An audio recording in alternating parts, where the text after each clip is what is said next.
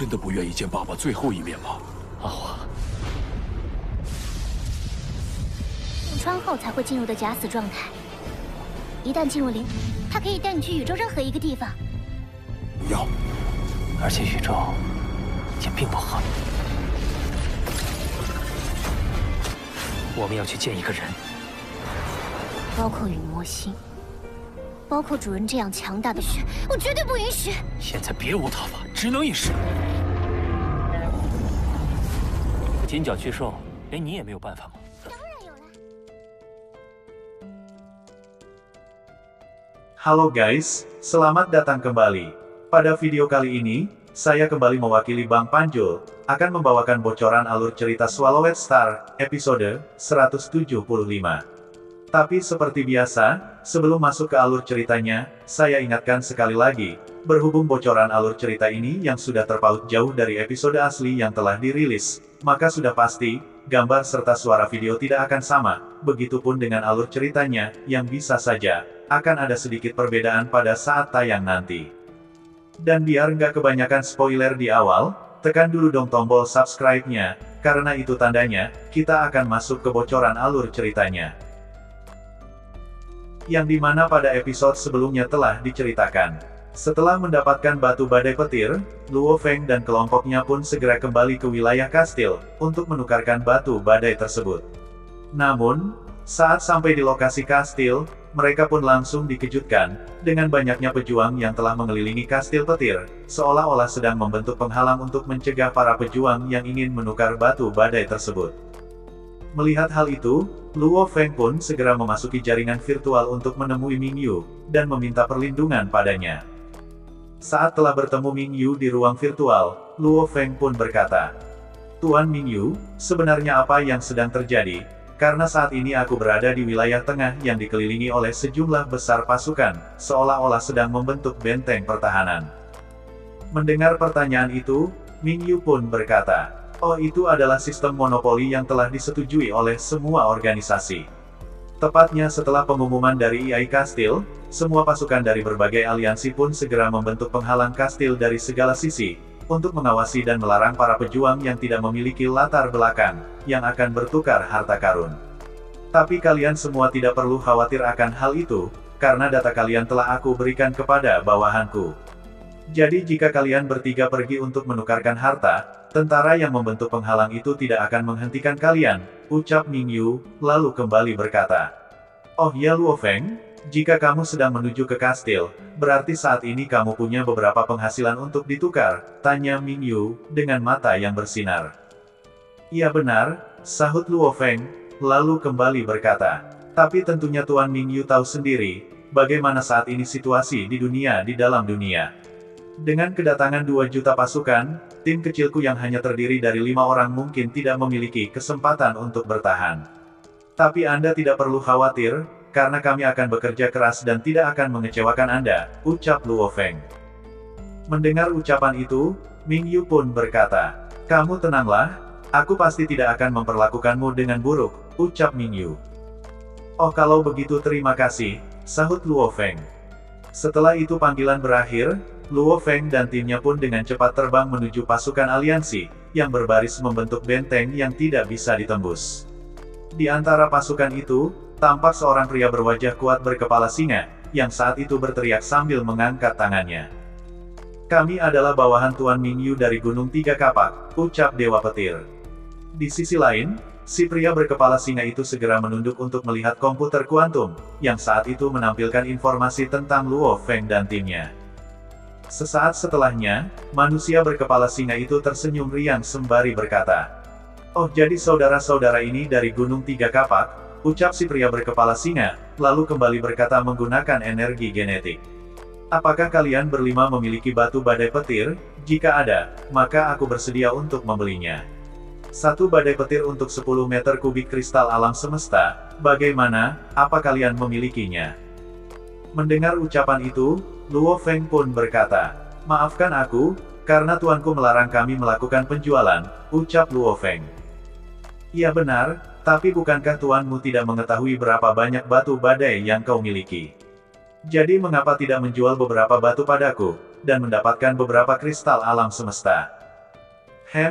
Biarkan aku memikirkannya dulu, ucap Luo Feng sambil tersenyum, lalu melangkah ke arah anggota dari Gunung Tiga Kapak, yang berada di sekitar lapangan rumput. Saat itu, kebanyakan dari pasukan berbagai aliansi yang terlibat dalam kesepakatan jual beli batu badai petir, yang otomatis didengar dengan jelas oleh Luo Feng dan kelompoknya. Mendengar diskusi tawar-menawar, Dewa Petir pun berkata, "Hah? Orang berkepala singa itu ternyata cukup licik. Dia mengatakan akan menukar satu petir dengan 10 meter kubik kristal alam semesta. Tapi lihatlah harga di sini, ada beberapa yang mengatakan mereka akan menukar dengan 100 meter kubik, bahkan ada yang mau membayar 200 meter kubik untuk satu batu badai petir," ucap Dewa Petir yang berkata dengan tidak puas. Di sela itu Hong berkata, "Meskipun kristal alam semesta sangat berharga, tetapi jika dibandingkan dengan harta karun, maka kristal itu tidak berharga apa-apa." Di sisi lain, Luo Feng yang saat itu melihat ke arah kastil, ia pun segera memasang ekspresi curiga, saat melihat orang yang mengenakan baju besi dengan helm menutupi seluruh kepala yang memasuki kastil. Dan dalam waktu 3 jam saja, sudah hampir 100 dari mereka yang masuk dan keluar, seolah-olah telah selesai menukarkan harta. Melihat hal itu, Luo Feng pun berkata, "Jangan bilang kalau 100 orang itu benar-benar telah melakukan pertukaran harta karun, yang hanya berjumlah 312 harta," ucap Luo Feng curiga. Mendengar ucapan itu, tiba-tiba seorang pejuang kurus yang kebetulan berjalan seketika berhenti, sembari tersenyum lalu berkata, "Saudaraku, Anda sudah salah. Karena sebenarnya, 9 dari 10 orang yang memasuki kastil, hanya satu dari mereka yang melakukan pertukaran, dan hal itu mereka lakukan untuk mengecoh pasukan dari organisasi lain, agar tidak ada yang tahu siapa sebenarnya yang telah memperoleh harta karun. Dan ini adalah taktik dari para pejuang kuat yang telah menunggu di luar dunia petir. Saat ini mereka sengaja mengatur bawahan mereka untuk memasuki kastil dan dengan sengaja mengalihkan perhatian dan membingungkan orang-orang. Bahkan, mereka sampai membayar orang lain untuk masuk sebagai pengalihan," ucap si pria kurus, lalu kembali berkata, "Saudaraku, apa kau punya badai untuk dijual? Aku bisa memberimu 250 meter kubik kristal alam semesta," ucap si pria kurus sembari tertawa.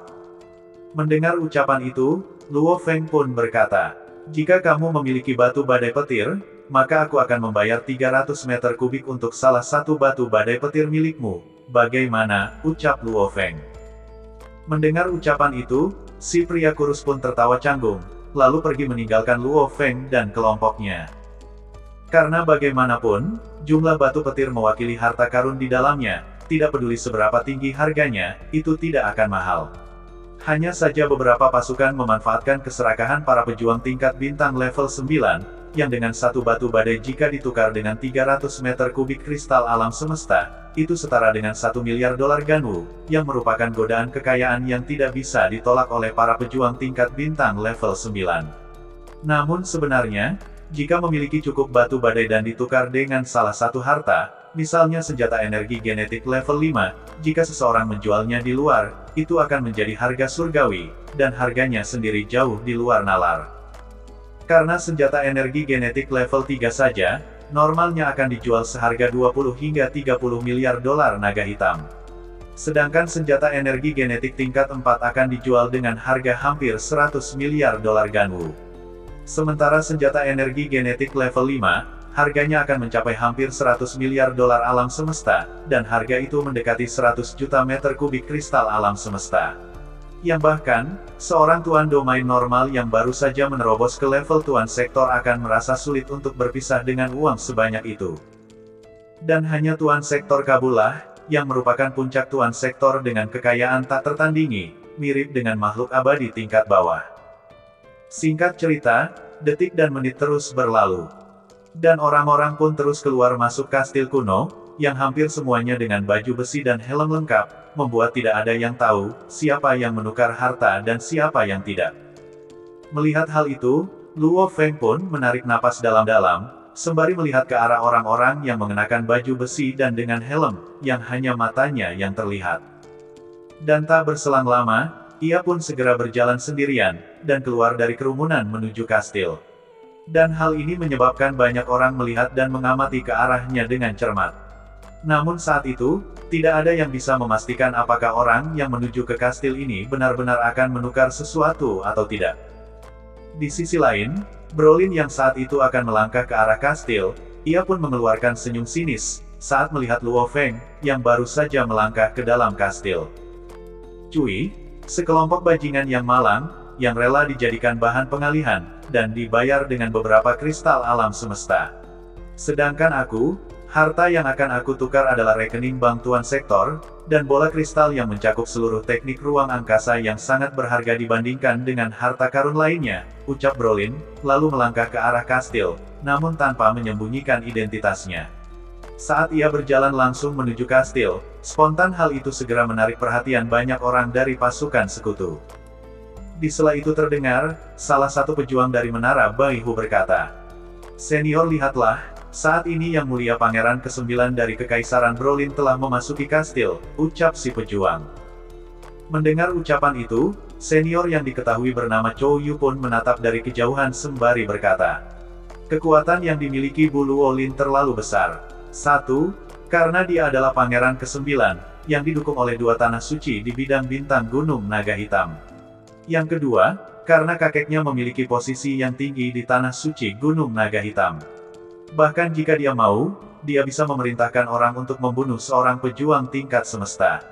Dengan latar belakang seperti itu, maka siapa di antara kita yang berani mengusiknya," ucap Chow Yu.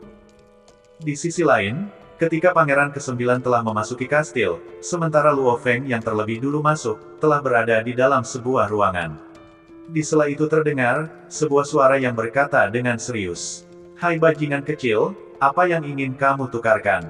"Tentu saja, aku ingin melakukan pertukaran harta," sahut Luo Feng, sembari melihat ke sekeliling, namun tak ada satupun orang di ruangan tersebut. Sesaat setelahnya, suara tua itu kembali bergema, "Apakah kamu sudah memiliki batu badai petir? Karena beberapa hari ini, ada begitu banyak orang yang datang dengan sengaja, namun tidak memiliki batu petir untuk ditukar." Mendengar ucapan itu, Luo Feng pun segera mengeluarkan gundukan batu badai petir dari cincin penyimpanan miliknya. "Oh, sangat bagus," ucap suara tua yang bergema, dan diikuti suara langkah kaki seseorang, yang samar-samar muncul di depan Luo Feng, seorang pria tua berjanggut, dan itulah guys, ending dari bocoran Donghua Swallowed Star, yang belum ditahu kapan tanggal rilisnya. Akhir kata, sampai jumpa di bocoran Donghua lainnya.